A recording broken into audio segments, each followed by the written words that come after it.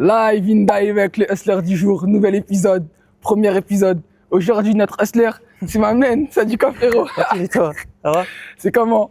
Avant va, qu'on hein. commence, est-ce que tu peux gentiment te présenter pour nous plonger dans le bain? Ok, moi c'est Sadi Bijed, j'ai 19 ans, étudiant en première année de médecine à la Sorbonne Université. Et voilà, petite présentation simple. Ok, d'accord. Bon, là tu vois, on n'est pas n'importe où. Ouais. On est juste derrière le collège de l'Arche-Guédon, là où on a fait nos classes, là où on s'est Ouais. connus. Dès le début en plus. Exactement, exactement. Dis-moi, au collège, t'étais quel genre d'élève? Moi, en vrai, 6e, 5e, c'est le début. On est discret, on travaille. Ouais, j'ai passé des bonnes années, hein. Toute ma péripétie là, en gros, du collège, on va dire, ça s'est super bien passé. J'ai eu des bonnes connaissances, je connaissais déjà des amis. Nous, on s'est connus en 6e dès le début. Ah, c'est clair, C'est trop bien ça s'est trop bien passé. Ensuite, 5e, bon, il y avait le confinement, mais pareil, hein. Et ensuite, 4e, c'était un zoo, on a mis tous mes amis ensemble, mais ça s'est bien passé. On a fini en beauté avec la 3e. Et franchement, il y a tout qui s'est bien passé. J'ai que des bons souvenirs du collège. D'accord. Que des bons souvenirs. La raison pour laquelle aujourd'hui je t'ai invité pour ouvrir un peu ce bal, c'est que tu fais un truc en particulier, tu représentes une certaine marque dont je porte actuellement. Ouais. Frérot, dis-nous tout. En gros, pour l'anecdote, tout est venu de mon université, la Sorbonne, où il y a plusieurs marques qui peuvent suivre les élèves pour lancer leurs projets, aider financièrement les projets pour les gens qui veulent faire des longues études. Plus tu continues, et plus tu peux payer des euros ou faire un gros projet autour de ça. Ça coûte de l'argent. Les marques, elles sont là pour le soutien.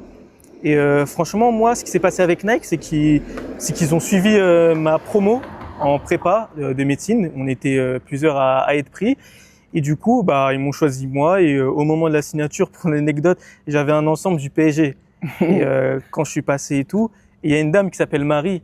Elle m'a proposé de venir faire un test dans le centre de formation de Nike Football France. Ah ouais, stylé, Ouais. pas mal. Moi, en vrai, j'ai dit pourquoi pas. Moi, j'aime bien le foot. J'ai dit vas-y, go tester. Et à ce moment-là, j'étais qu'avec Nike. Ouais. Du coup, avec notre université. Et j'ai dit go tester. C'est le foot, j'aime bien le foot. J'ai testé. Pour ma part, j'avais plutôt bien réussi dans ma tête et il s'avérait que c'était vrai.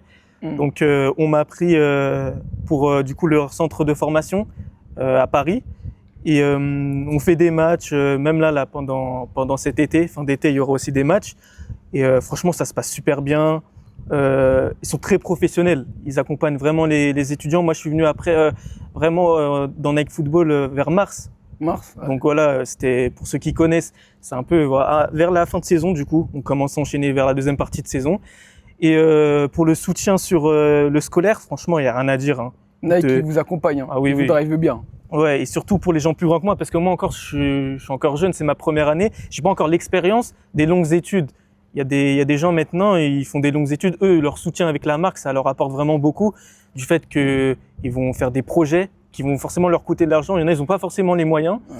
Et le fait que les marques ils viennent soutenir comme ça, c'est pour les étudiants en tout cas, c'est vraiment un bonus. Et je suis super content de représenter cette marque. Ouais. Ce que tu as dit en vrai, pour moi, c'est très important et ça révèle d'une réalité par rapport à l'école. C'est que l'école, tu as vu, ouvre des opportunités, on va dire, indirectement, sans ton parcours scolaire. Est-ce que tu aurais eu cette opportunité, cette passe que Marie en question t'a fait par rapport à Nike? Elle est là la question, tu vois. Et tu as vu ça, je pense que c'est une raison de dire, tu as vu aux personnes qui nous écoutent, que ça soit vieux, plus petit ou pas, que tu as vu, faut pas lâcher l'école en fait. Faut vraiment pas lâcher l'école parce que là, tu vois, grâce à l'école, tu as eu cette passe en vrai. Ouais. Moi je pars du principe où l'école c'est une sécurité. C'est clair. On commence tous dans le même bateau. Il y en a qui arrêtent plus tôt, pas forcément parce qu'ils aiment pas l'école. Il y a vraiment des personnes que je connais, l'école c'est pas fait pour eux. C'est comme ça. Ils sont plus là pour baigner dans le monde du travail rapidement, et c'est leur droit, hein. Mais voilà. Après, il y a les gens qui, comme moi, décident de continuer les cours parce que forcément, tu as envie de découvrir des nouvelles choses. L'école, ça te rapporte énormément de connaissances et ça t'ouvre aussi beaucoup de portes. Le fait de continuer l'école, tu découvres des gens. En fait, l'école, c'est une vie à part entière de ta vie en général. C'est clair. Tu es dans l'école, tu fais des connaissances qui deviennent après tes amis pour le futur, ou peut-être pas, mais en tout cas, il y a du social, il y a du tout.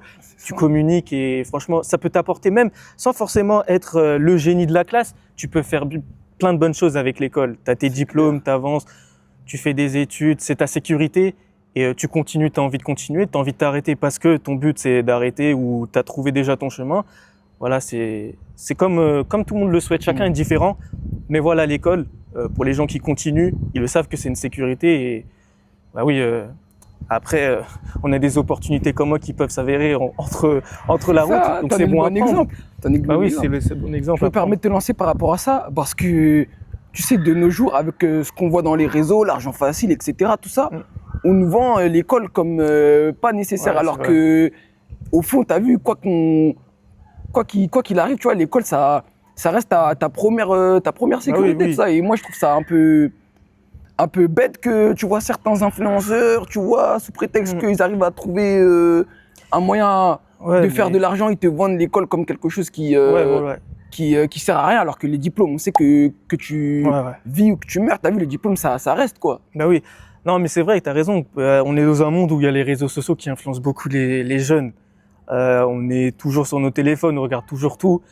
Je vois ce que tu veux dire sur les influenceurs qui après donnent pas forcément le bon exemple parce que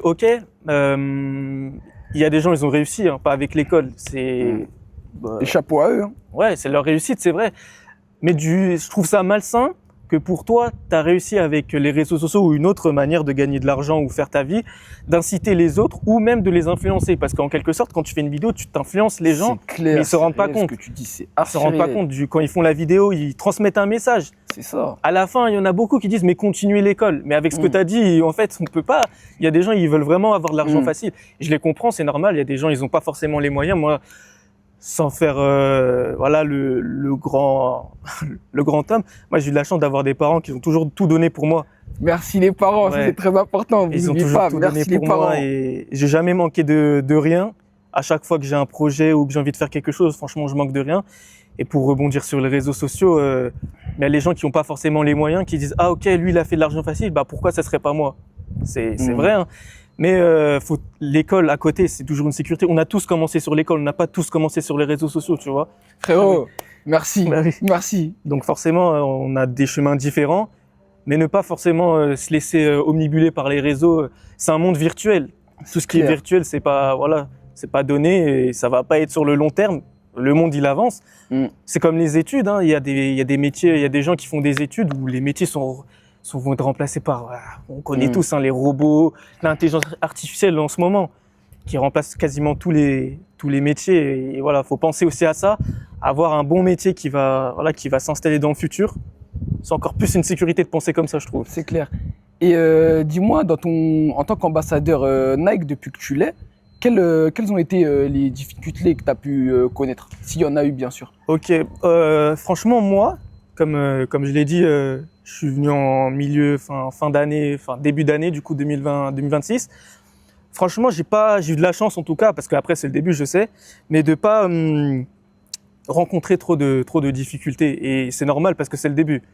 Mais l'année prochaine, l'année qui arrive, on ne sait pas, peut-être qu'il y aura des difficultés. Le plus important, c'est de les surmonter. C'est clair. Mais non, pour l'instant, j'ai pas trouvé de difficultés ou de choses qui m'ont mis des bâtons dans les roues. Et franchement, je suis content pour ça. On va dire qu'ils protègent bien les étudiants. C'est clair, c'est clair.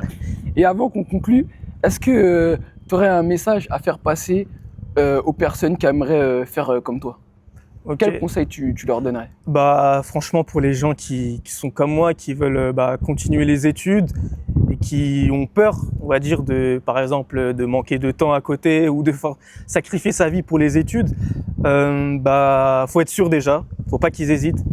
Faire un truc qui leur plaît vraiment, pas un truc où tu vas t'engager pendant des longues années et au final tu te dis ah c'est nul, j'aurais peut-être dû faire un autre truc.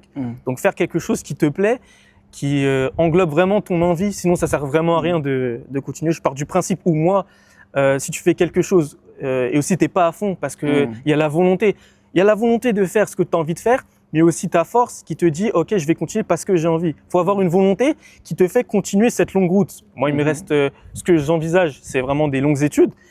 J'ai l'envie. Si j'aurais pas l'envie, je me lance pas dans ça. Donc avoir l'envie, c'est le plus important pour moi.